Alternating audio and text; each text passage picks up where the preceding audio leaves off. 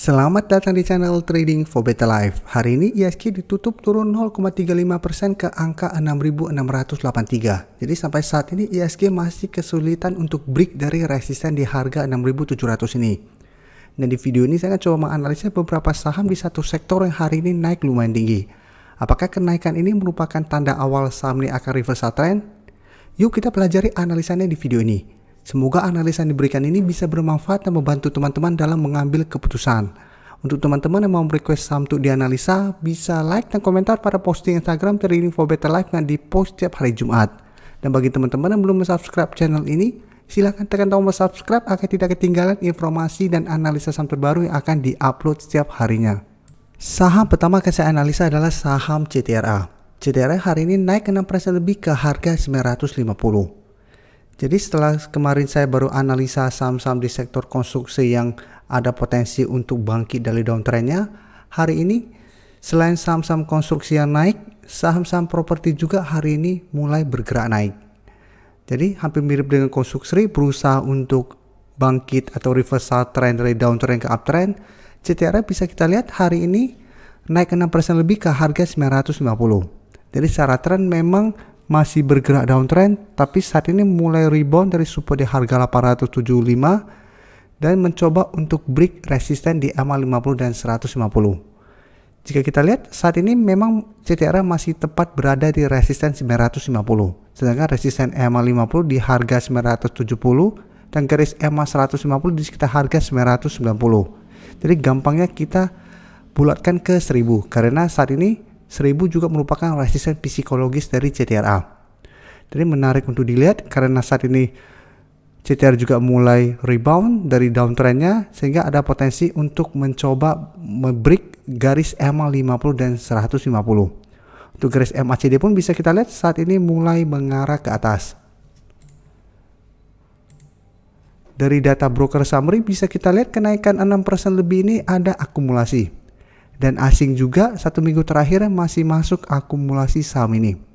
Dan bisa kita lihat pada saat CTRA bergerak turun pun pada awal Januari asing juga terus masuk melakukan akumulasi. Jadi dari data yang kita dapat saya lihat CTRA masih ada potensi satu minggu ke depan untuk naik mengetes garis EMA 50 dan 150.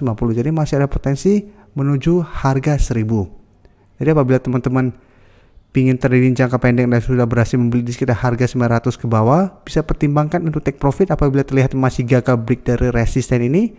Karena ingat, selama masih gagal break, CTRA belum uptrend. Jadi masih ada potensi untuk berbalik arah kembali. Sama seperti ini bisa kita lihat turun, berhasil rebound, berusaha untuk break dari garis EMA 50 dan 150, ternyata gagal break dan bergerak turun. Jadi kita harus disiplin apabila kita beli saham yang downtrend. Karena apabila gagal break, masih ada potensi untuk lanjut downtrend. Jadi kita harus amankan profit yang sudah kita punya. Selanjutnya BSD bisa kita lihat hari ini naik 3% lebih ke harga 950. Dan secara trend pun mirip dengan CTRA, masih downtrend tapi BSD berhasil rebound dari support di harga 900. Bisa kita lihat support di harga 900 memang sudah beberapa kali menahan penurunan dari saham ini. Ini gunanya kita pakai grafik atau technical analysis. Karena kita tahu sebelumnya juga sempat turun sangat dalam menyentuh harga 900 berhasil rebound, turun lagi menyentuh harga 900, support ini masih kuat menahan penurunan dari saham BSD.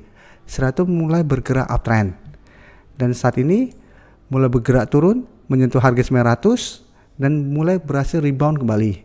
Jadi bisa kita perhatikan bahwa harga 900 sangat kuat menahan penurunan dari saham BSD. Dan untuk resisten di EMA 50 saat ini dekat dengan harga 1000. Untuk garis EMA 50 di sekitar harga 1050, 1005. Tapi karena mulai bergerak turun, saya lihat minggu depan garis EMA 50 akan tepat di harga 1000. Dan untuk garis MACD pun sebelumnya bergerak turun saat ini mulai mengarah ke atas. Dan dari data broker summary, kenaikan 3% ini malah terlihat ada distribusi. Tapi asing bisa kita lihat satu minggu terakhir ini terus masuk akumulasi saham BSDE. Jadi dari data yang kita dapat, saya lihat BSDE juga masih ada potensi untuk naik menuju resisten psikologis di harga 1000. Dan untuk BSDE juga harus hati-hati, apalagi kenaikan 3% ini malah ada distribusi. Jadi bisa saja dorongan ke atas masih belum kuat dan ada potensi untuk turun kembali saat menyentuh atau mendekati harga 1000 ini. Jadi untuk BSD pun apabila teman-teman ingin trading jangka pendek bisa pertimbangkan untuk take profit apabila memang masih gagal break dari harga 1000 sampai 1035 atau di garis EMA 150-nya, atau memang mau hold terus selama masih bertahan di atas harga 900 juga masih oke. Karena bisa kita lihat sebelumnya juga menyentuh harga 900 berhasil rebound, mendekati harga 1000 gagal break, turun kembali ke 900 masih bisa bertahan dan malah bergerak naik kembali. Jadi bisa saja polanya mirip juga, berusaha untuk break, gagal break, turun kembali ke 900, bisa rebound dan bergerak naik. Jadi semua balik lagi ke trading plan teman-teman. Mau trading jangka pendek atau mau hold terus selama masih kuat berada di harga 900. Berikutnya P1 hari ini juga naik 4% lebih ke harga 450. Dan sama dengan teman-temannya, secara tren juga P1 masih downtrend, tapi memang saat ini mencoba rebound dari supportnya. Untuk support P1 saat ini masih di harga 430. Sebelumnya memang sempat turun di bawah harga 430, tapi candle yang terbentuk candle hijau dan terbentuk pola hammer. Jadi apabila teman-teman memang fokus pada pola-pola candle, setelah downtrend ada pola hammer, ada potensi untuk rebound. Setelah itu bisa kita lihat P1 mulai bangkit kembali. Dan saat ini berada tepat di resisten di harga 450. Dan resisten EMA 150 bisa kita lihat saat ini di sekitar harga 466. Dan untuk garis EMA 150 tepat di harga 480. Untuk garis MACD pun saat ini mulai mengarah ke atas. Untuk data broker summary bisa kita lihat kenaikan 4% ini ada akumulasi.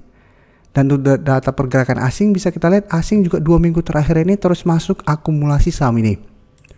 Jadi dari data yang kita dapat saya lihat juga P1 masih ada potensi 1 minggu ke depan untuk naik mencoba break resisten di MA50 sampai 150. Jadi karena pergerakannya sama, akumulasinya juga hampir mirip, trading plan-nya juga sama.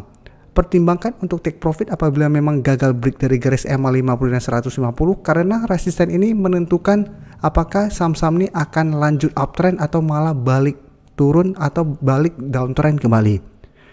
Jadi teman-teman juga harus punya strategi masing-masing.